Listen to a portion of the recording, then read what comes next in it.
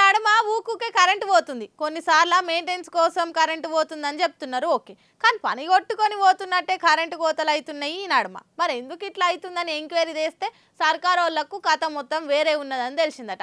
అందుకే CM sir స్ట్రిక్ట్గా current వాళ్ళకు ఏం వార్నింగ్ ఇచ్చిండో చూడుర్రి.